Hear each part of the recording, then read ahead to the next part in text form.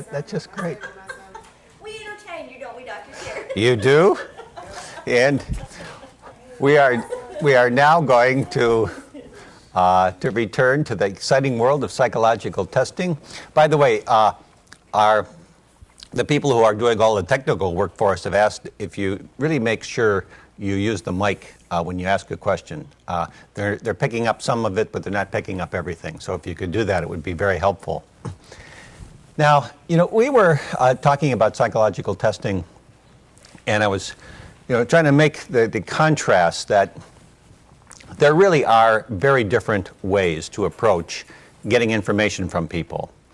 And if you remember, we talked about, first of all, intelligence testing, where, while that's a very complex variable, the reality is we're looking for one thing, and often the test is simply expressed in terms of a score, and everybody gets the same test, and they either score higher or lower depending on how they answer questions or how they perform on these various subtests.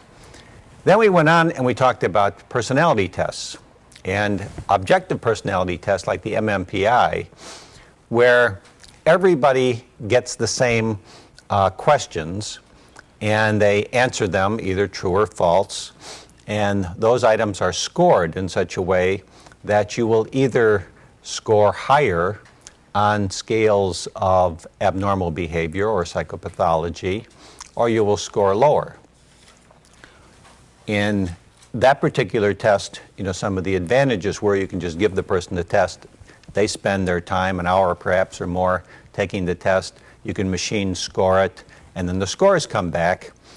And you are comparing someone directly against other people who took the same test and who perhaps by an independent measure have been shown to have a certain problem.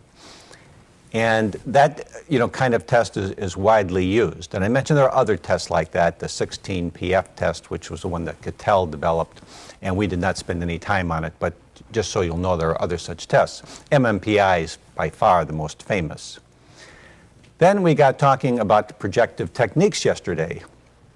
Now that's very different, because if you recall, in projective techniques, like we did our Rorschach here, well, if today we had several other students here, and none of you participated, but we had our other students participate, you would get different responses to the Rorschach. And you would find that people would see different things. You would find that people would use the plots differently. Remember yesterday I was pointing out how in this group, people used color, and people used the whole blot, and people saw motion. Often people don't, especially people who are really struggling, don't use the whole blot, can't respond to color. Color, by the way, the response to color usually means one's response to emotion. But you get very different responses, and the test is highly dependent on the ability of the clinician who has given many, many of these tests, both like the Rorschach. We also did our thematic apperception test, the TAT, to be able to recognize the dynamics in a person from either the responses they're given to some very unstructured stimulus like an ink blot, or the kind of story they tell, and whether their stories are optimistic or pessimistic, whether the people in the stories are feeling positive or negative, whether the person sees the circumstances leading up to the story as being positive or negative, whether the person thinks that when the story ends there will be either a good ending or a positive ending, or perhaps they're very ambivalent and uncertain. So these latter tests, that is projective tests, are much more dependent on the ability of a skilled examiner to be able to draw inferences. The same was true as we took our sentence completion test. Now, there's just one other projective test that I want to familiarize you with, because you have probably heard of it and seen it used, and that's the draw a person test. Now, the draw a person test is called a projective technique. It's gotten lots of attention, And sometimes the instructions are given, usually the instructions are simply, you ask the person, you ask, that is the client, draw a person. And you get various responses. Sometimes people will simply draw an individual. Others will draw an individual in a context, so they'll put the person perhaps in a family. And usually the examiner, if the person doesn't put the individual in a context, then you may ask them to draw a second picture, and depending on the age of the person and depending on what you might want, you might tell them to draw a picture of the family. The family could be, for a child, a picture that would include mom and dad and siblings. For someone who's married, it might be including a spouse and your children. But the idea is, of course, to get a sense of how the main person, and you assume the main person in the drawing is the person being examined, and you ask the person, if you're not certain, like which one of these characters is you. But you do get to see clinically a lot of things. For example, sometimes a person draws, an individual, but the person doesn't have ears. And the person may have very, very difficult to determine even the eyes. And you get a sense, this person doesn't want a lot of input. This person has a very primitive, kind of individual that they're presenting to you, that they don't feel sharp, that they don't feel alert, that maybe they don't want information.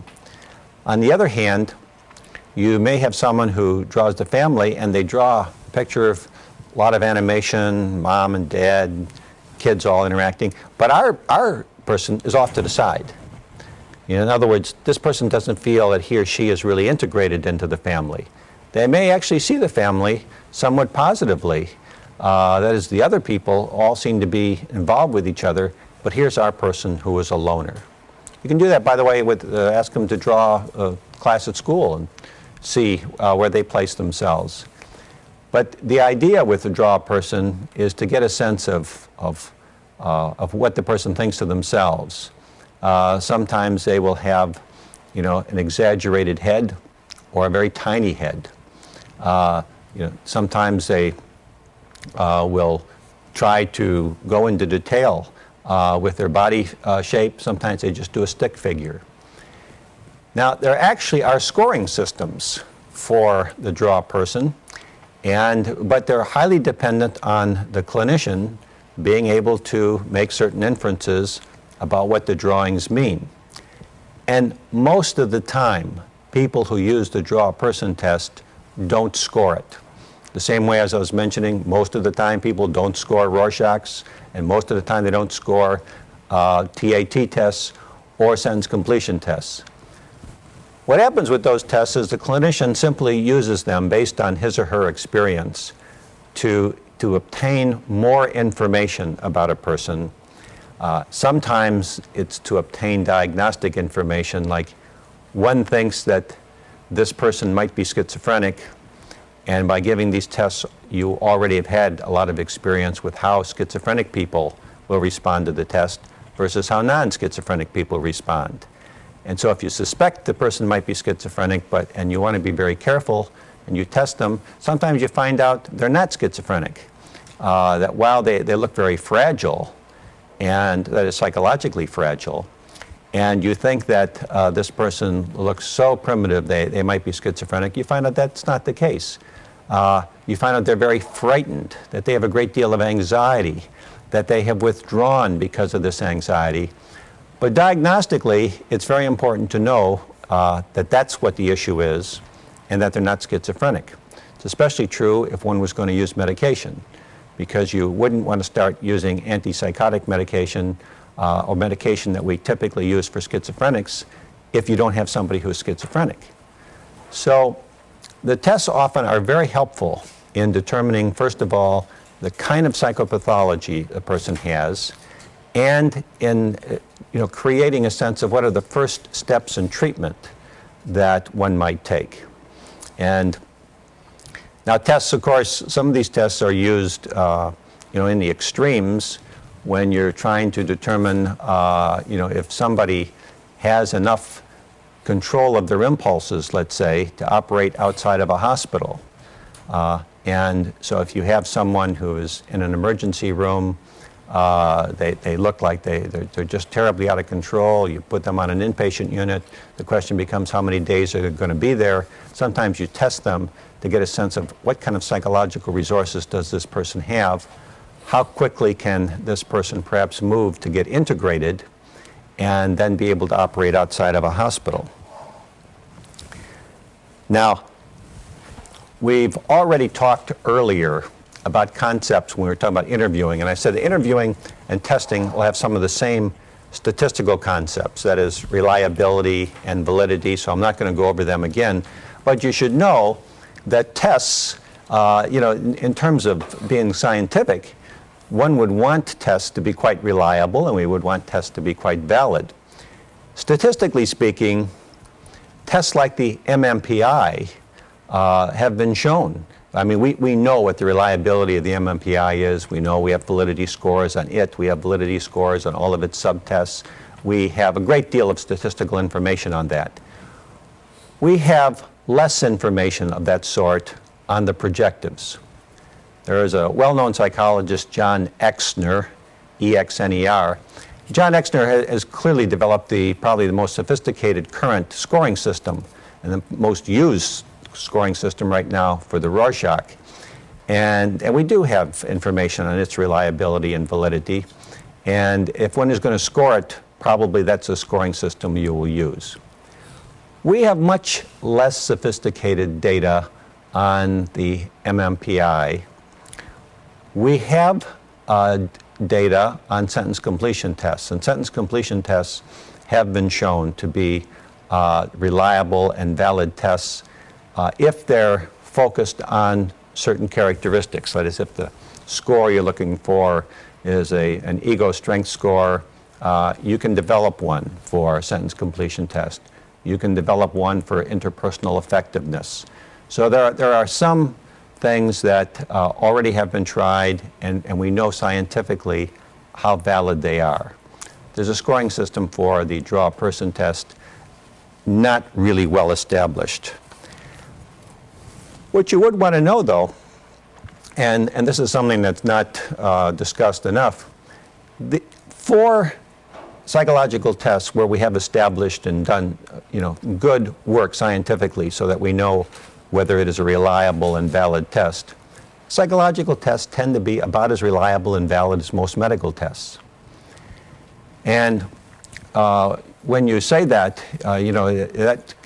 for some people that can become frightening, because you want to think of medical tests as being absolutely valid. I mean, you either have this ulcer or you don't have it. You either have some problem with your blood or you don't.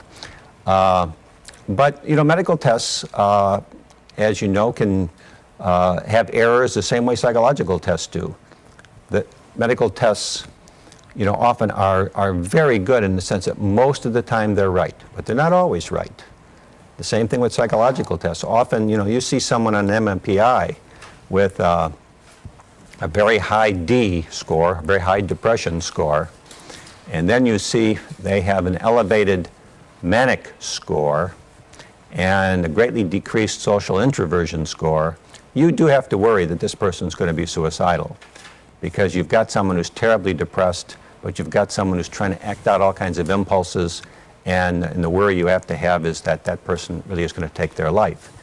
So, the tests can be really helpful with very real-world clinical problems.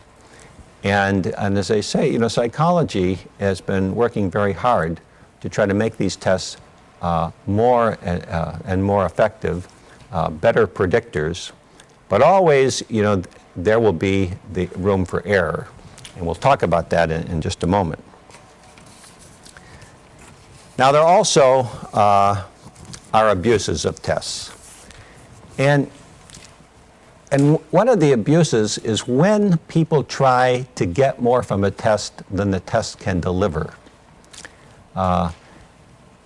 One time, I don't know if I've mentioned this to you before, I was testing a high school, wanted to determine a scholarship. They had one scholarship to offer. Someone had given it was a private school, and they wanted to decide, how who should get it. And they gave the usual tests, young people take to get into high school.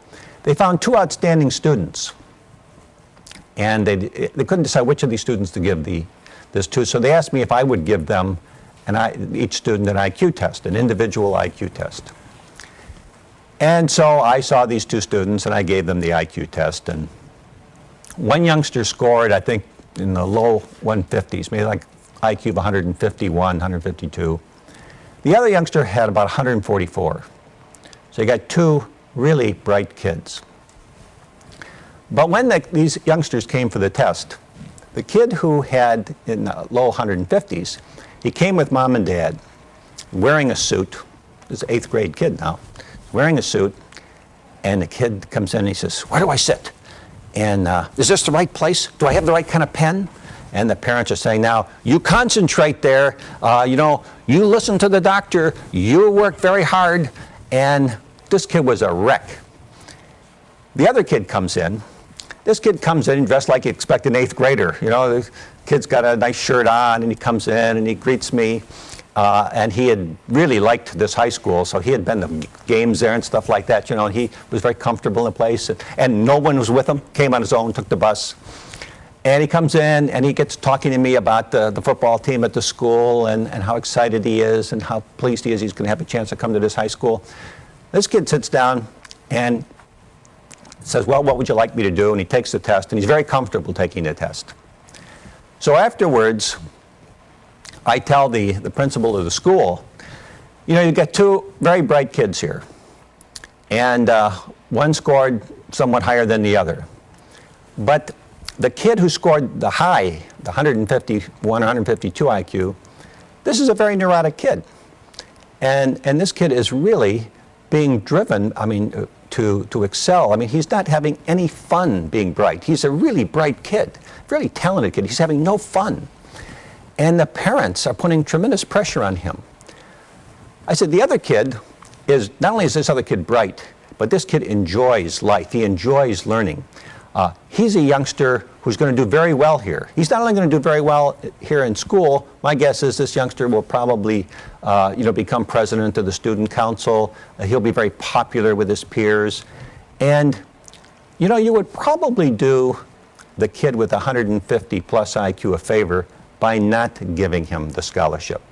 Because if you give him the scholarship, this kid is going to feel pressured to perform at a very high level so he doesn't lose the scholarship.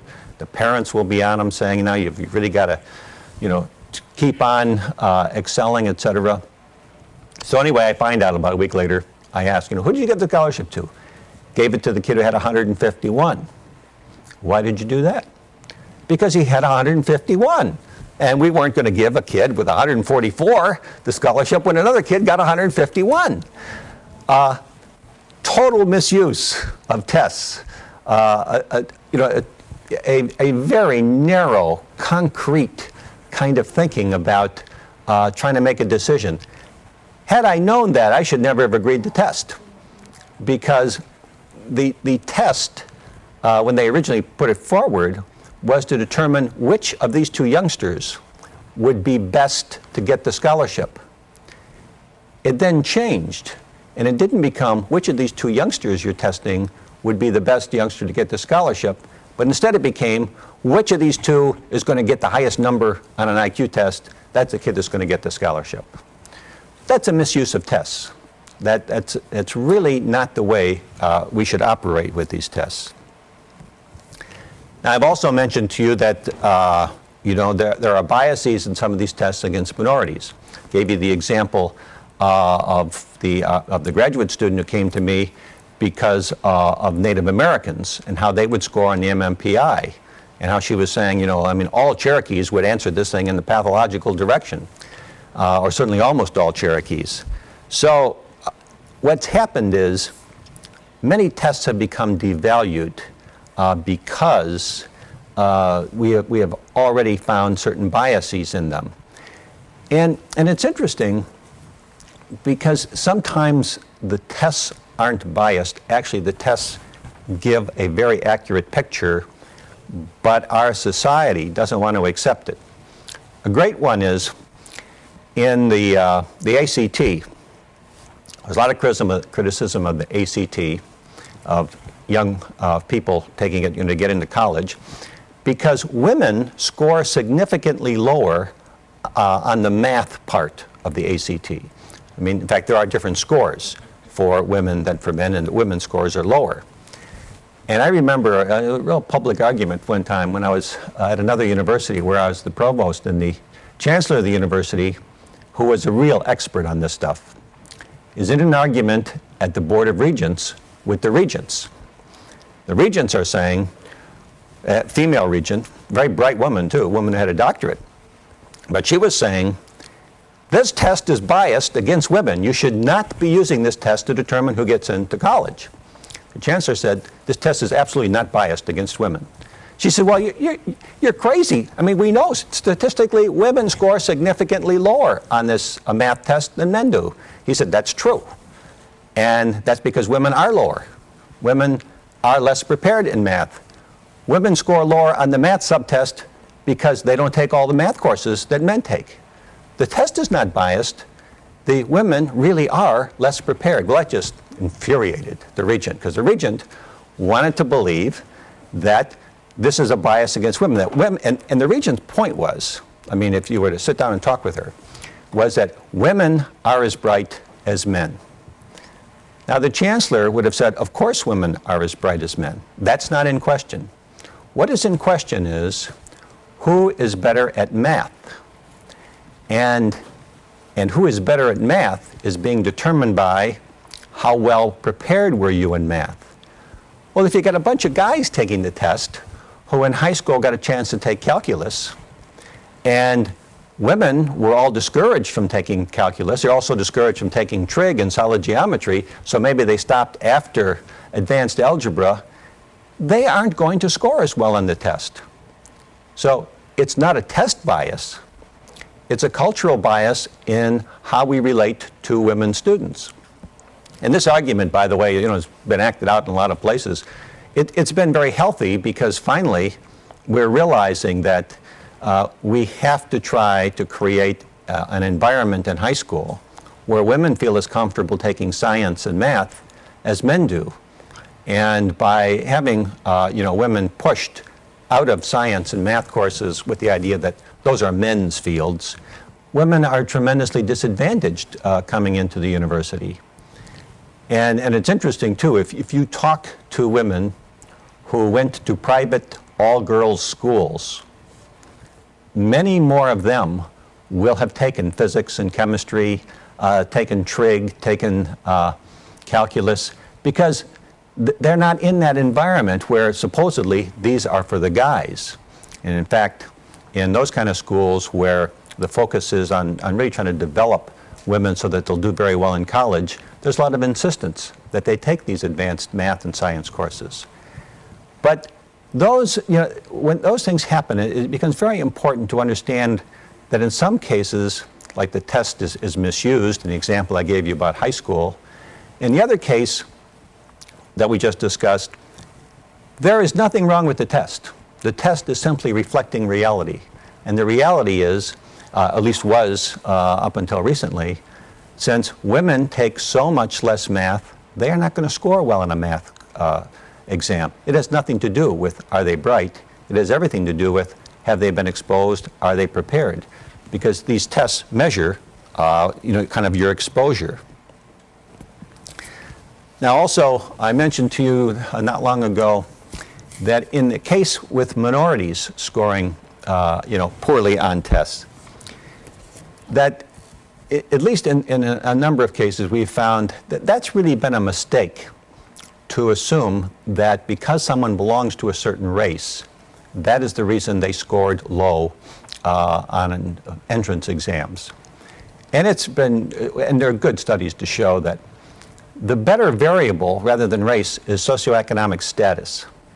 That is, those people who live in very poor communities and go to schools that don't get the support that wealthier communities get, regardless of their race. those students tend not to do as well.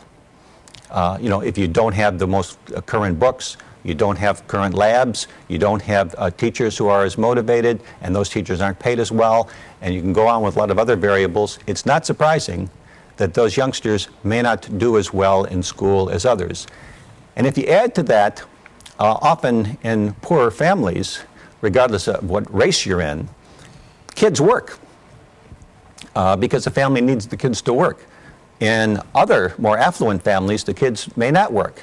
The kids may really have all their time to give to school. So they may get a chance to read more, they may get a chance to take more courses, so they're going to score higher.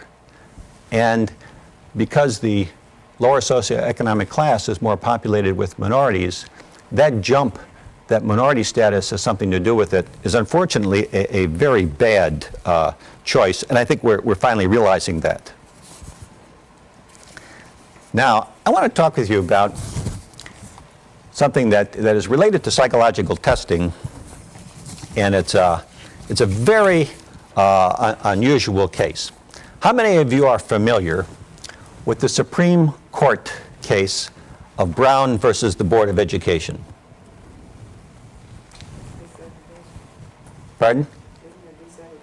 That's the desegregation case. Okay. Ms. Hofstadter, you said you're familiar. What can you tell us about it? If my memory serves me well, he was denied opportunity to education because of his color, because he was black. Okay. He was separated. Mm-hmm. Okay, not allowed into Okay. the life. Okay, it actually is Linda Brown. Is actually the Brown is a young girl, but yes, that's what the issue is about. Did you have something you wanted to add to that, Ms. Bro? You just knew that it was a desegregation case. Okay.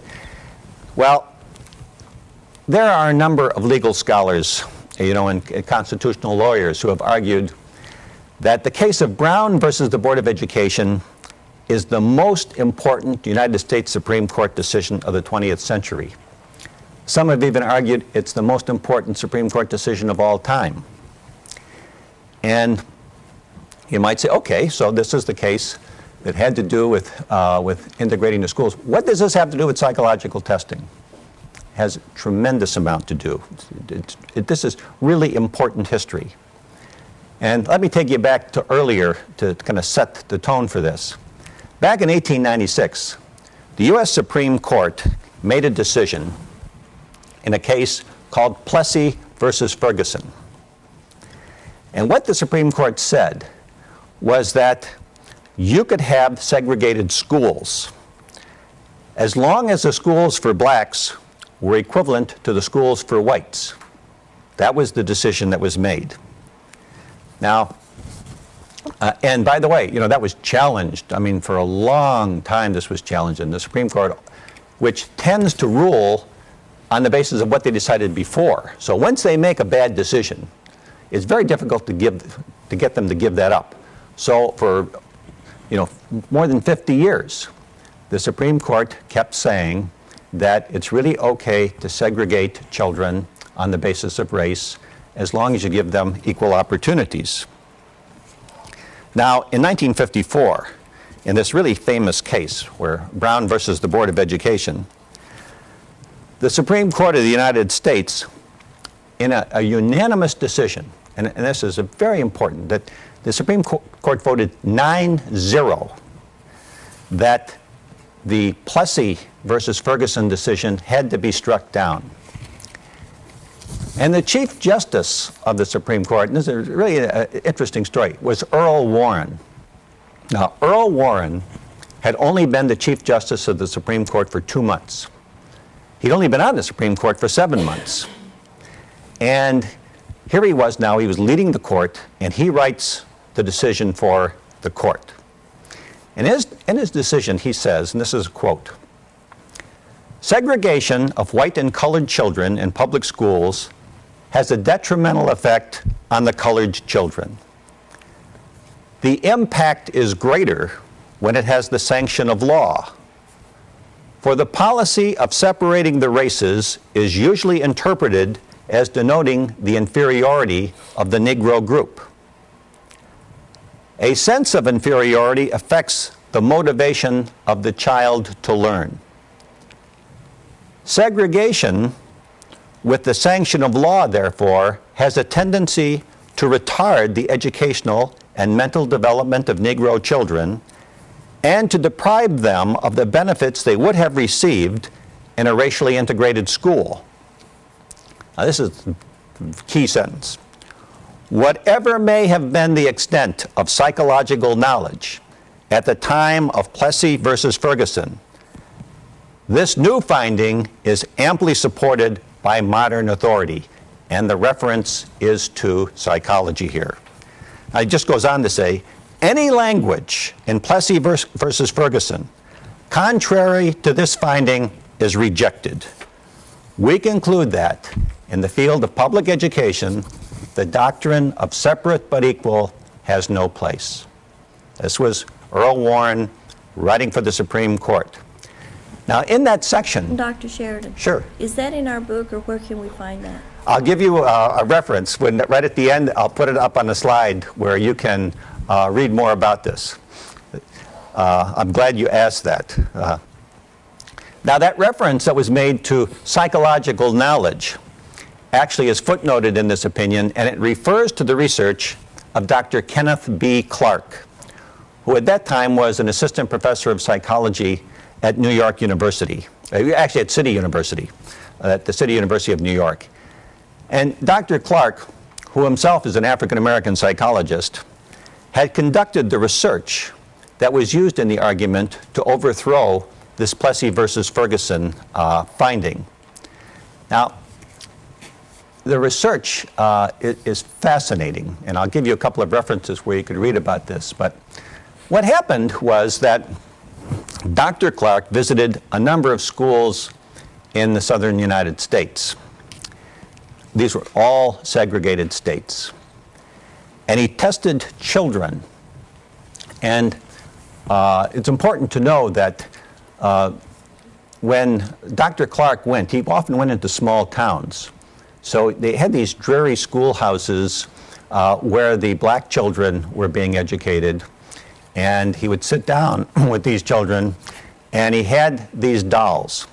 Some of the dolls were black, some of the dolls were white. And actually, this test had been developed by Dr. Clark's wife, who also had a PhD in psychology. And he would give the dolls to the black children, and he would have them do things like, he would have them play with them. He would ask them questions about, which one they liked, and he would have them tell stories about them, etc. Consistently, what he found was that the black children liked the white dolls better. And they attributed many more positive things to the white dolls. And they attributed many more negative things to the black dolls. And so he used this information to draw the conclusion that children being segregated and children being, seeing the white kids, who, by the way, had better schools and more modern books and things like that, but that the black children were greatly disadvantaged.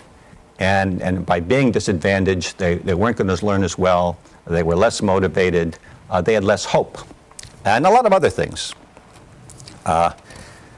And also, in his, he had things like, which of these dolls would you like to keep and which one would you not want? And most of the time, the black children would want to keep the white dolls and they would reject the black dolls. I mean, very kind of touching, powerful things. And also, to add to the drama of this, when you read this history, the segregationists in the South were mean people. And they found out that Dr. Clark, was doing this, and they realized that he was, doing this testing to make a point. And so he, many times when he went into a town, he went in, tested these children, and he had to get out of town as fast as he could before the sheriff found he was there, because he would have been arrested for some charge. Obviously, he wasn't doing anything illegal, but, back in those days, if you were black, you didn't have to be doing anything illegal to be in trouble. And it reads, it's a tremendous saga. Now, some of the travel he also did with the attorney who was trying to make the case for getting rid of segregated schools. Do you know who the attorney was? Who? No? Not, pardon? Thurgood Marshall, that's right. Thurgood Marshall, the first African American to ever sit on the Supreme Court. He was a young lawyer. He was working for the federal government.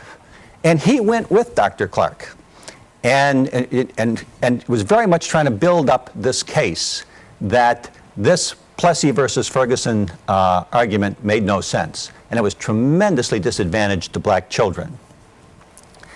And so the case becomes important then for psychologists because it's the first time that psychological science excuse me, was used to determine a Supreme Court case. And we're not just talking about a Supreme Court case, but we're talking about a momentous Supreme Court case. And it's interesting, when the case came out, and of course it's 9-0. I mean, and when you read the history of this, by the way, they didn't start out 9-0. There were Supreme Court justices, all of whom were white males, by the way, at that time, who felt that this is not, we shouldn't get into this. It'll cause all kinds of turmoil. Besides that, you know, the evidence is not that strong. And one of the things is they never made a finding on the basis of psychological science. I mean, the law argued from the law. Here is an argument being made from the basis of social science data and psychological science, and from the psychological testing done by this African-American psychologist. But Warren kept going around talking to the justices who weren't ready to vote yes. And he held up actually taking a vote till he had it 9-0, because he wanted to be sure that the impact in the Brown case was that no one could say, well, the Supreme Court split, I mean, this is still controversial. He wanted to say, there is no controversy. There will be no segregation in the schools. Now, as you know, a lot of things came from this. Thurgood Marshall, of course, became famous. He was the person who argued the case before the Supreme Court, he and one other attorney. And of course, the impact was such that he eventually went on to become a member of the Supreme Court. Now, I would also mention that, you know, it's touching if you see pictures of this. Brown actually is Oliver Brown. That is, but Oliver Brown is the father of Linda Brown. Linda Brown is the grade school student who is the plaintiff in this case. And the father, Oliver Brown, brings the case because he feels his daughter Linda is going to experience an inferior education if she has to go to segregated black schools. And when Thurgood Marshall brought the case, he actually brought it as a class action suit. And he involved South Carolina, Virginia, Delaware, and of course Kansas, where Linda Brown was. And so it had a sweeping effect because it was not just a case like focused on Kansas, but it was focused on even deep South states. And it was an absolutely unanimous decision that this is what should happen. Now, I'll tell you a very interesting historical note about this. I don't know that you would know this, but I will check with you. Do you know who Earl Warren was? Do you know, besides being the Chief Justice of the Supreme Court? Is that a familiar name? Okay. All I know is that I heard about the Warren Court, like some of the things that he's. Yes. I don't know the details of it, but I know he had like a long legacy in terms of some of the things he did within the Supreme Court, but I don't know much. Well, no, Mr. Pooney, that's very good. Yeah, the Warren Court, often the Supreme Court is referred to by the name of the Chief Justice at that time. And so, there are certain kinds of cases that come before, and American history actually takes some changes on the basis of what actually happened. Now, let me tell you about Earl Warren, though, and why this is such a touching kind of case. Earl Warren was the governor of California during the Second World War. It was Earl Warren who signed the document that led to the internment of the Japanese American families who lived on the West Coast. When Japan attacked Pearl Harbor and the United States became very frightened that Japan was going to attack, they developed this crazy idea that anybody who was Japanese might be a threat to the United States. Now, we had Japanese families on the West Coast who had been there for generations. And yet, this kind of panic, this intense pressure developed, intense prejudice is what I should say. And so, a document was put forward that we should separate all the Japanese people who lived on the West Coast because they might be in cahoots with the people in Japan. And so people who were American citizens were brought to camps. They were taken from their homes. And by the way, they weren't necessarily brought to camps in their neighborhood. I know Japanese people, for example, who lived in California all their life. They ended up in camps in Arkansas. They ended up in camps in Colorado. Now, Earl Warren signed this. And he never came to grips in his own life with what a horrible act it was that he had agreed to inter the Japanese Americans during the Second World War. And in fact, late in his life, you know, he indicated that he would never forgive himself for having done this. But it's very interesting because here's a man who did something that, you know, one could certainly see as about as racist a stance as you could take. And, but he knew he was wrong. I mean, this, you know, history, of course, showed he was terribly wrong. But when he became the Chief Justice, one cannot help but think that there was some drive in him to try to correct for the terrible injustice that he had inflicted on all the Japanese people who were in the United States during the Second World War. So he becomes the champion of Black America. And when you read the history, you'll see just fascinating, you know, what he did. Here's one article that you might want to read in the American Psychologist. It's by Ludi Benjamin. He wrote it in 2002, and you'll see it's in volume 57, pages 35 to 50. And he gives you a nice history of what the meaning to psychological science was of this case in the Supreme Court. But if you really want to read a terrific book, you want to read Simple Justice, The History of Brown versus the Board of Education and Black America's Struggle for Equality, written by Richard Kluger. Now, you may think this is an old book. This book reads like an adventure. This book captures what happened with Thurgood Marshall and with the tremendous opposition Thurgood Marshall had to face in order to bring this case. It tracks what happened with Dr. Clark as he traveled through the South. And you begin to recognize, this Kluger did a tremendous job with this book, and you recognize how utterly frightening it was for Kenneth Clark to decide to gather these data and to visit these schools. Now, what's really interesting about this is that, you know, eventually people pointed out that this Dow test had essentially no validity, you know, or reliability. I mean, nobody uses it today. Never was really scientifically developed anyway. And so we have probably the most powerful impact a psychological test has ever had in our culture, and it wasn't even a good test. And later, one of the things that happened, of course, is you began to see which psychologists were bigots, because lots of people began attacking Kenneth Clark on the grounds that this test wasn't really a very valid test, that we shouldn't pay a lot of attention to this, etc. Some prominent psychologists wrote public statements to that effect. While others pointed out that you know, Clark was a real hero, that he demonstrated what many of us knew anyway, namely that this was a terrible system of education for black children. And Kenneth Clark eventually became president of the American Psychological Association.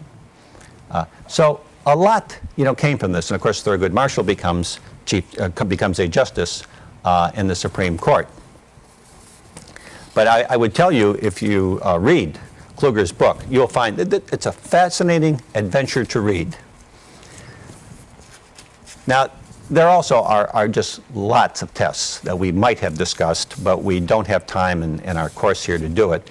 But I want to, to really impress upon you that psychological testing is a very dynamic field.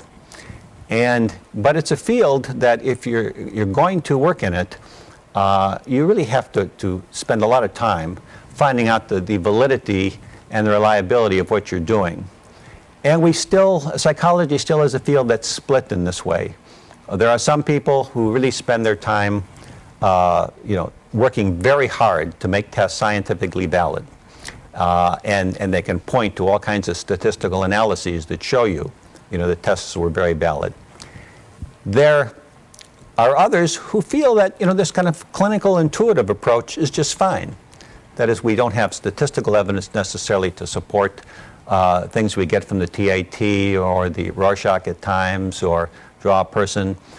But good clinicians get a lot of information from the tests that they're not able to get from interviews, and that the tests really help to embellish information from interviews.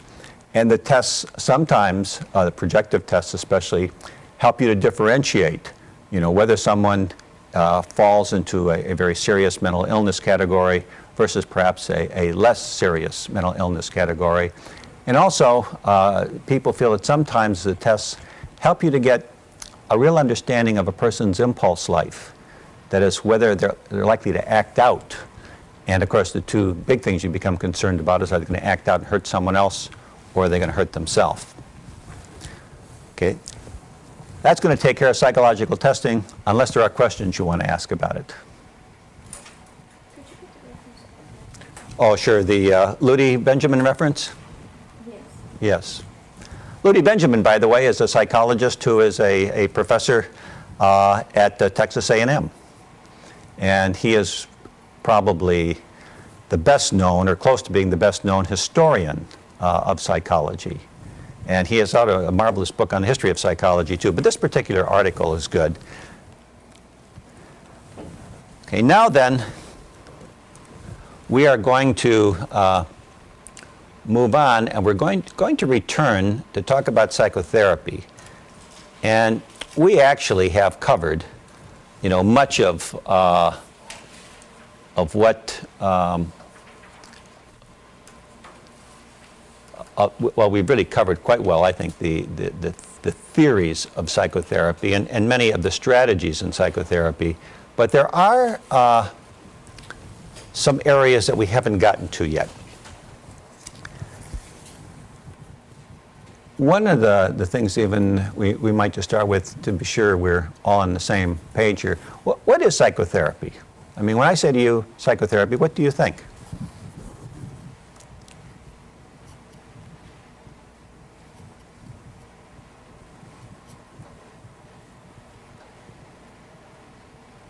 Your best guess. I would say therapy where you use one of the psychological theories to determine diagnosis and treatment for the patient. Okay. So you feel if you're going to do psychotherapy, you're probably going to operate from some theory. And of course, we spent a lot of time discussing these theories. Okay, that's good.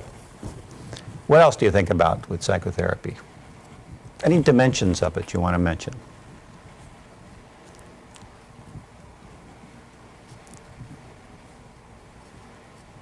We spent a lot of time talking about psychotherapy. Sure. Maybe choose going back to what you said, if you choose a different kind of approach, different kinds of approach in terms of psychotherapy, different kinds of treatment, different kinds of goals that you're looking towards, depending on who. Okay, excellent. Yes, the situation in psychotherapy is that depending on the kind of problem the person presents, may determine the kind of psychotherapy you'll do, and different therapies have different goals, and they have different approaches to how you might work at changing a person. Now, when you think of psychotherapy in a very broad way, it's one of a number of interventions. I mean, there are different strategies, and if you recall, when we were going through theories, we pointed out that people approach the psychotherapy differently depending on the theoretical frame of reference they come by. Now also, we tend to think of psychotherapy as something that is delivered by a trained therapist. That not just anybody does psychotherapy, not just any interaction is psychotherapy. Psychotherapy takes place between a client or patient and a trained person who is seen as being able, perhaps being expert in working with certain problems. And of course, the purpose of psychotherapy is to alleviate symptoms or to alleviate problems and to usually, create a better functioning person. Some might say, or a person at least who is in less pain than he or she is now in. Now, there are a number of characteristics about psychotherapy that we did not talk about before. We talked about psychotherapy in the context of theories, but most of what I'm going to say right now kind of generalizes to all of these theories. In psychotherapy, usually only one therapist is involved. Now, when we broaden the term to include group and family therapy, then you may have more than one therapist. You may have two therapists who are going to work with a group, or two therapists that are going to work with a family or a couple. Also, the training of the therapist can be for several years. And that certainly is the case with clinical psychologists, with psychiatrists, and with psychoanalysts. Or the training can be for shorter periods of time, which is more often the case with social workers, psychiatric nurses, pastoral counselors, family therapists, and other kinds of interveners. Now, it's also important to acknowledge, especially in the case of social work, that sometimes social work after their degree pursue extensive training in psychotherapy, so they often have considerable background in psychotherapy. There also are about 250 types of psychotherapy. That's how many have been identified. But only a very small number of these 250 plus types actually have any kind of empirical validation. And so psychologists lately have been working very hard to examine what's the scientific basis for these various kinds of psychotherapy. Is there a scientific basis? Now, for many forms of psychotherapy, there is no scientific basis. It just, somebody has developed an approach to trying to help people who are emotionally troubled. They claim it works. It has never been empirically tested. And what psychologists have been saying is if these interventions haven't been tested, and we really don't know if they work well or not, you should not teach them in graduate school.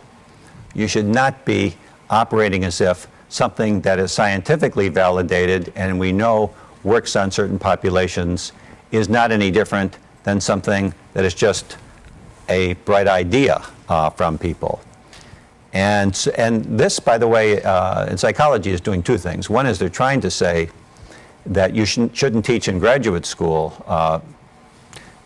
theories that are not validated, but also they're saying you shouldn't use them in clinics and hospitals or in private practice, that we should stick to, in our treatment, those kinds of treatments that we actually can demonstrate work, that we owe that to the public, to not just try things.